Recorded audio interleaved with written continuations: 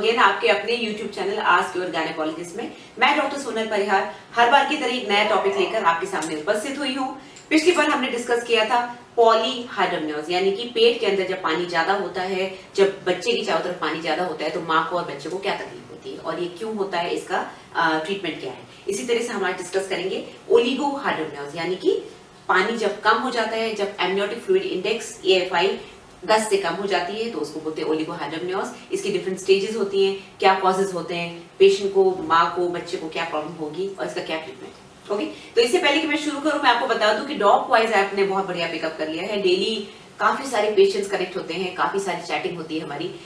2 दिन और 6 दिन का पैकेज रहता है, तो इसमें आप इजीली इसको मोबाइल के प्ले स्टोर से डाउनलोड कर सकते हैं। डॉक्टर का पिन इंसर्ट करेंगे तो आप मेरे से डायरेक्टली कनेक्ट हो जाएंगे। फिर व्हाट्सएप की तरह आप मेरे से चैट कर सकते हैं, आप मेरे को रिपोर्ट्स भेजिए, मैं आपको प्रिस्क्रिप्शन भेज सकती हूँ, वॉइस मैसेजेस भेज सकते हैं अगर बहुत ज्यादा टाइपिंग में प्रॉब्लम आ रही है, बहुत ज्यादा पूछना है तो। और ऑप्शन है कॉलिंग का, मैं आपको कॉल कर सकती हूँ और आप इंडिया के अंदर हैं, इंडिया के बाहर कॉल नहीं हो सकती, लेकिन बाकी ये सारे ऑप्शन हैं। इसके अलावा अगर आपको मेरे से डायरेक्टली कनेक्ट करना है और आपको अपना पर्सनल क्वेश्चन का आंसर चाहिए और आपको डॉक वाइज ऐप ने आपको लाइव सेशन में चाहिए, मैं डेली लाइव जाती हूँ, तो सुपर चैट शुरू किया है। सुपर चैट डेली करते हैं हम लोग। सुपर चैट में आप क्लिक करेंगे तो 40 रुपीज से स्टार्ट होता है और जैसे ही आप अपना क्वेश्चन टाइप करेंगे यूट्यूब आपको बता देगा आपका क्वेश्चन कितना बड़ा है, आपको कितना डिपॉजिट करना है। जैसे ही आप ये करेंगे आपका क्वेश्चन स्क्रीन पर फ्लैश हो जाएगा, एक बोल्ड ग्रीन कलर के बॉक्स में फ्लैश हो जाएगा, मेरे को इजीली दिख जाएगा, मैं उसका आंसर उसी समय दे दूंगी। ये लाइव चैट में ही होता है, इसका आंसर दूसरे दिन नहीं दिया जाता क्योंकि वो हाईलाइट होता है, उस समय गायब भी हो जाता है। ओके, तो जो मैं लाइव चैटिंग करती हूँ वो बेसिकली सबको बता दूं जिन लोगों को कंफ्यूजन है, मैं एक दिन पहले या 2 दिन पहले के क्वेश्चंस जो रह जाते हैं, जो सिंपल क्वेश्चंस होते हैं जिनसे मुझे लगता है बाकी लोगों को भी फायदा होगा, नॉट वेरी पर्सनल क्वेश्चंस, उनको मैं लाइव चैट में बताती हूँ। तो कभी 15 मिनट, तो कभी 20 मिनट, कभी आधे घंटे की भी लाइव चैट होती है हमारी, बट उस दिन के क्वेश्चन का आंसर नहीं देती हूँ। उस दिन का क्वेश्चन का आंसर तभी होगा जब आप सुपर चैट यूज करेंगे। इसके अलावा जो मेरे 2 पोर्टल्स और हैं, इंस्टाग्राम और 2 फेसबुक पेजेस हैं, ट्विटर भी है, प्लीज वहां पर अपने पर्सनल क्वेश्चंस ना लिखें। मेडिकल रिलेटेड जितने भी क्वेश्चंस हैं आप प्लीज कोशिश करें कि यूट्यूब पे ही लिखें, क्योंकि it is very difficult for me कि मैं चारों तरफ से आपके क्वेश्चंस निकालूं। मेरा एक और चैनल है डॉक्टर सोनल्स आंसर्स, उसमें मैंने अभी IMC से रिलेटेड वीडियोस डालने शुरू करें, उसको भी देखिएगा। ओके, तो हम वापस आते हैं ओलिगोहाइड्रोमनियोज पे।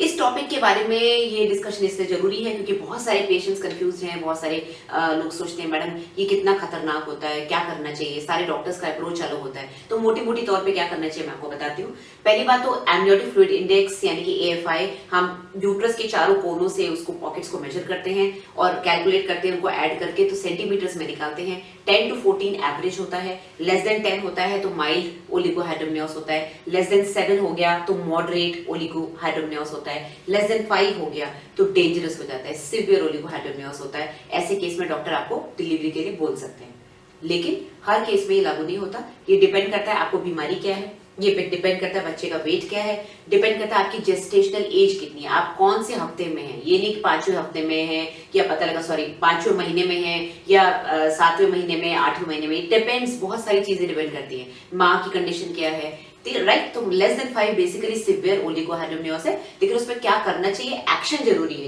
एक्शन का मतलब ये नहीं कि डिलीवरी ही करानी। ओके, अब हम डिस्कस करते हैं कॉजेस, ऐसा क्यों होता है। तो हमने जैसे कि पिछले वीडियो में सुना था कि फ्लूइड बनता है प्लासेंटा से, आपके पानी पीने से फ्लूइड नहीं बनता, आवल ही फ्लूइड बनाती है। आवल फ्लूइड बनाती है, इसके अंदर न्यूट्रिएंट्स होते हैं, विटामिन होते हैं, बच्चे को जो जो चीजों की जरूरत होती है वो इस फ्लूइड में रहता है। बच्चे के लिए एक तरह का कुशन है, जैसे यूट्रस पे अगर चोट भी लग जाए, माँ गिर जाए, कुछ हो जाए तो डायरेक्ट प्रेशर बच्चे पे नहीं पड़ता है क्योंकि इतना सारा फ्लूइड होता है उसके चारों तरफ बाहर। तो उस फ्लूइड में बच्चा तैरता रहता है, न्यूट्रिएंट्स लेता रहता है, बच्चा उसको पीता है, अच्छे न्यूट्रिएंट्स लेता है, जो वेस्ट है वो बाहर निकाल देता है यूरिन के थ्रू। तो इस तरह से साइकिल बनी रहती है। प्लासेंटा बनाता है, बच्चा पी के उसको कम करता है, फिर यूरिन से उसको बाहर निकाल के वापस उसको नॉर्मल कर देता है। तो फ्लूइड की ये साइकिल बनी रहती है, राइट। तो कॉजेस क्या क्या रहेंगे, या तो प्लासेंटा में गड़बड़ है या फिर बच्चे में गड़बड़ है, राइट। सबसे पहला कॉज जो होगा, जो सबसे इंपॉर्टेंट और सबसे कॉमन कॉज है, वो है लीकिंग एमनियोटिक मेम्ब्रेन, यानी कि लीकेज, यानी कि पीवी लीकिंग, राइट। अब पीवी लीकिंग भी 2 तरीके हो सकती है। एक तो होता है कि जब इतना बड़ा यूट्रस है, बच्चा इतना बड़ा है, नीचे की तरफ जो फ्लूइड होता है उसको हम बोलते हैं फोर लीक, यानी कि 4 मेम्ब्रेन जो बच्चे के सिर के आगे रहती है, जो सबसे पहले फटती है जब बच्चा बाहर आता है। ओके, तो वो जो मेम्ब्रेन्स है वो बच्चे को बाहर वाली जो सराउंडिंग वर्ल्ड है, जो वेजाइना है और जो बाहर का एरिया है उससे प्रोटेक्ट करती है, बचा के रखती है, अंदर रखती है। एक होता है बच्चे की चारों तरफ जो मेम्ब्रेन है उसको बोलते हैं, अगर वहां पर कहीं रप्चर हो जाए, छोटा सा लीक हो जाए, उसको बोलते हैं हाइंड लीक। तो ज्यादा डेंजरस क्या है, ज्यादा डेंजरस है 4 leak, FORE, 4 leak. Phone leak यानी कि बच्चे के जो कुशन था, जो एनवायरनमेंट था, जो एनवायरनमेंट से उसको बचा रही थी मेमोरी, वो फट गई। इट इज लाइक बलून फट गया। बलून फट गया तो वापस सिल नहीं सकते, काफी सारा फ्लूइड निकल जाता है और बच्चा एक तरह से पूरी तरह से एक्सपोज हो जाता है आउटर वर्ल्ड। ठीक है, एक होता है पीछे की हाइंड लीक। अब ये अगर रप्चर होती है या कहीं से लीक होता है तो ये इतनी डेंजरस इसलिए नहीं है क्योंकि ये नॉर्मली अपने आप सील हो जाती है और इसमें लीकिंग बहुत ज्यादा नहीं होती, किसी किसी केस में ज्यादा भी हो जाती है। तो बेसिकली सबसे इंपॉर्टेंट कॉज ओलिगोहाइड्रोमनियोस का यही है, पीवी लीकिंग। अब हम एक बहुत पहले वीडियो आया था 2-3 महीने पहले जिसमें मैंने बताया था pre mature rupture of membranes क्यों होता है, प्री टर्म डिलीवरी क्यों होती है, उसमें मैंने सारे कॉजेस बताए। तो अगर आप उसको सुनेंगे तो आपको वापस ये जानने की जरूरत नहीं कि ऐसा क्यों होता है। ठीक है, आप उसको सुन लें, मैं उसको रिपीट नहीं करूंगी। तो ये हो सकता है और सबसे इंपॉर्टेंट कॉज है।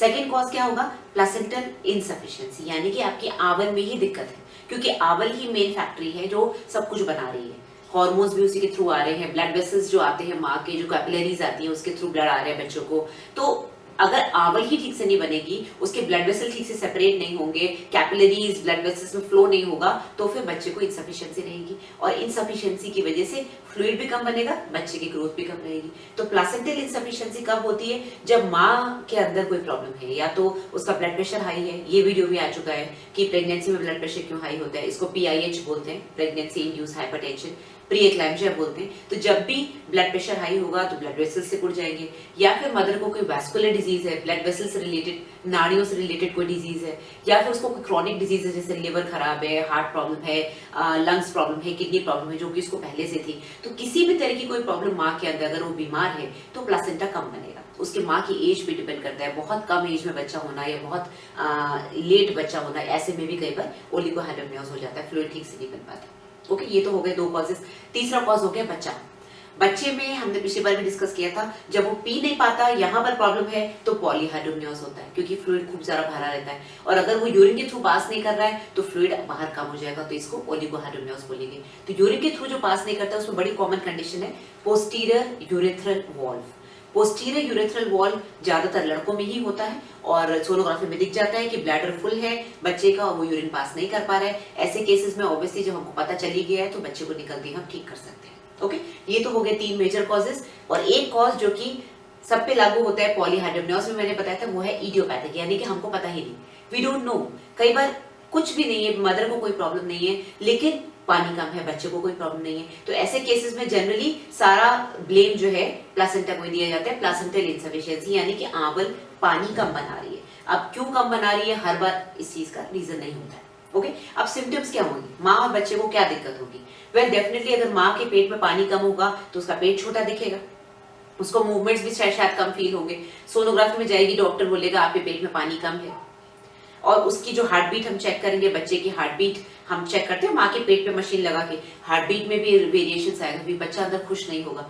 CTG करेंगे, NST टेस्ट जो होते हैं, इस पे वीडियो आ चुका है, उसमें बच्चे की जो हार्ट बीट चलती है वो कम इरेगुलर रहेगी। तो ये सारी प्रॉब्लम्स माँ को होंगी। बच्चे को तो मेजर प्रॉब्लम होगी, बच्चे को फ्लूइड चाहिए अपनी ग्रोथ के लिए, तो बच्चा पहली बात तो ग्रोथ रेस्ट्रिक्टेड होगा, IUGR, intra uterine growth retardation, क्योंकि बच्चे की सारी ग्रोथ उस फ्लूइड पे डिपेंड करती है, तो IUGR बहुत कॉमन है। दूसरी चीज, जब फ्लूइड कम होगा तो बच्चे की जो लंग्स हैं, बच्चे के जो हाथ पैर हैं, ये सब दबने शुरू हो जाएंगे।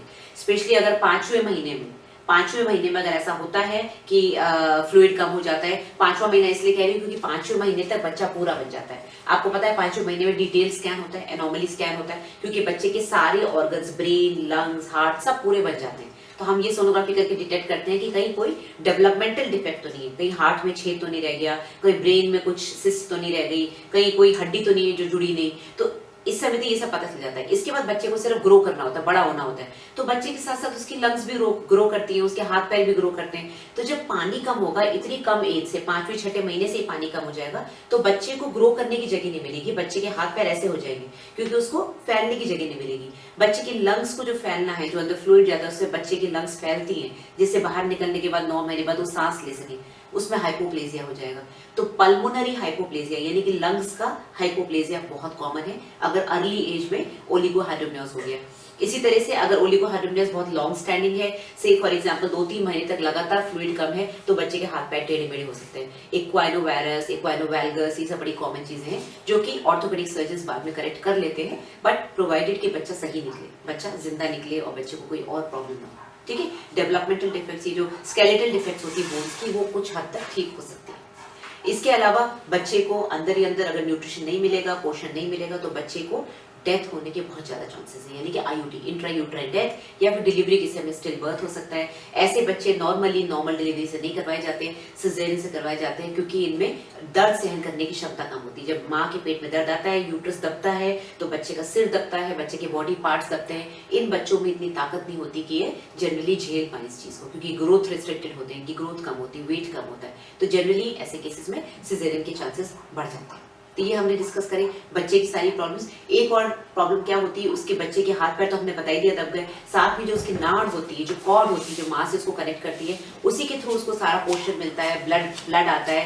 अगर वो भी दब गई, बच्चे की किसी पार्ट की वजह से दब गई, तो फिर बच्चे के अंदर ही अंदर या तो डेथ हो सकती है, या फिर बच्चा बहुत सीरियस हो सकता है, मेकोनियम पास कर सकता है, अंदर ही अंदर उसको पॉटी आ सकती है, जिसको कि बोलते हैं फीटल डिस्ट्रेस, यानी कि बच्चा डिस्ट्रेस में। ओके, तो ये सारे सिम्टम्स हो गए माँ और बच्चे के ओलिगोहाइड्रोमनियोसिस की वजह से। अब करना क्या चाहिए? सबसे पहले तो ट्रीट द कॉज। जब आपको पता है कॉज क्या है तो उसको ट्रीट करो। लाइक फॉर एग्जांपल, माँ का ब्लड प्रेशर अनकंट्रोल्ड है, माँ को कोई ऐसी बीमारी है जो सही नहीं है, माँ को ऑलरेडी कोई ऐसी दवाइयाँ चल रही है जिस वजह से फ्लूइड कम हो रहा है, तो ये सारी चीजें हम कंट्रोल में ला सकते हैं, किसी हद तक कंट्रोल में ला सकते हैं। दवाई बंद कर सकते हैं, ब्लड प्रेशर को कंट्रोल कर सकते हैं। हमको पता था कि पहले से उसको ये प्रॉब्लम है, उसको हार्ट डिजीज थी मदर को, या ये सब था, लंग डिजीज थी, किडनी डिजीज थी, तो हमारे पास उसकी दवाइयाँ थी, हमको पता है, ये सब प्लान होता है पहले से कि हाँ ऐसा होने वाला है, तो ट्रीट द कॉज हो गया। सेकेंडली, बहुत सारे मार्केट में फ्लूइड्स आ गए हैं जिसमें आर्जिनिन, एल आर्जिनिन, इस तरह के अमीनो एसिड्स हैं, वैसोप्रेसिन, ये सारे मिक्सचर इनका आ गया है, जिसकी वजह से अंदर फ्लूइड बनना शुरू हो जाते हैं। तो ये जो कॉम्बिनेशन है दवाइयों के, इनको हम पेशेंट को देते हैं, भले फ्लूइड के फॉर्म में दें, आईवी फ्लूइड एडमिट करके, या फिर पीने के सैशे दें जो कि पानी में घोल के पीते हैं, या टैबलेट्स दें। डिपेंड करता है पेशेंट को क्या पसंद आता है और पेशेंट की मतलब कितनी प्रॉब्लम है ओलिगोहाइड्रोमनियोसिस की, उसको एडमिट करने की जरूरत है कि नहीं, कितनी जल्दी डिलीवरी करानी है। ये सारी जो दवाइयां हैं जो मैंने आपको बताई हैं, ये करीब करीब सेम फॉर्मुलेशंस होते हैं, सबके अंदर एल आर्जिनिन होता है, और कहते हैं कि ये प्लासेंटा को स्टिमुलेट करता है फ्लूइड बनाने के लिए। तो ट्रीटमेंट के फॉर्म में हमारे पास यही है। बाकी पेशेंट को बोलते हैं ज्यादा पानी पीने को, हालांकि पानी पीने का और यूट्रस के फ्लूइड का कोई कनेक्शन नहीं है, बट इन जनरल मान के चलिए अगर आपकी बॉडी डिहाइड्रेटेड है, अगर बॉडी में पानी की कमी है कहीं भी किसी भी टिश्यू में, अगर आपके यूरिन कम आ रही है या आपका चेहरा सूख रहा है, तो फ्लूइड तो हमेशा बोलते ही है। तो इनडायरेक्टली जब आप अपनी बॉडी को हाइड्रेट करेंगे तो आपकी यूट्रस में भी पानी थोड़ा बनना शुरू हो जाएगा। तो बेसिकली कॉज को ट्रीट करना है और ये दवाई है और कुछ नहीं है। पहले जमाने में जो जैसे मैंने पॉलीहाइड्रोमनियोसिस में बताया था कि नीडल डाल के फ्लूइड निकालते थे, इसी तरह से पहले के जमाने में आइसोटोनिक फ्लूइड्स जो बॉडी की फ्लूइड से मैच करते हैं उनको अंदर यूट्रस के अंदर इंजेक्ट किया जाता था, लेकिन अब ये बंद कर दिया गया बिकॉज इससे इंफेक्शन होता है, मिसकैरेज के रेट्स रहते हैं। तो बेसिकली डिपेंड करता है पेशेंट टू पेशेंट। ओलिगोहाइड्रोमनियोसिस बहुत रिस्की भी हो सकता है और कभी कभी इतना ज्यादा प्रॉब्लम होती ही नहीं है, कभी कभी पेशेंट का सिजेरियन करना पड़ता है, कभी कभी आराम से नॉर्मल डिलीवरी हो जाती है। तो आपको जस्ट देखना पड़ता है कि आपकी क्या कंडीशन है, उसके हिसाब से डॉक्टर आपको ट्रीट करेंगे। Right, so take care guys. अगर आपको मेरा वीडियो पसंद आया तो लाइक का बटन जरूर दबाइएगा, शेयर करिए, सब्सक्राइब करिए, and thank you very much. आप कुछ पूछना हो तो आप मेरे क्वेश्चंस जो आप मेरे जो वीडियोस आते हैं उस पर क्वेश्चंस लिख सकते हैं, वो नोटिफिकेशन मेरे पास आ जाएगा। Right, take care, bye bye.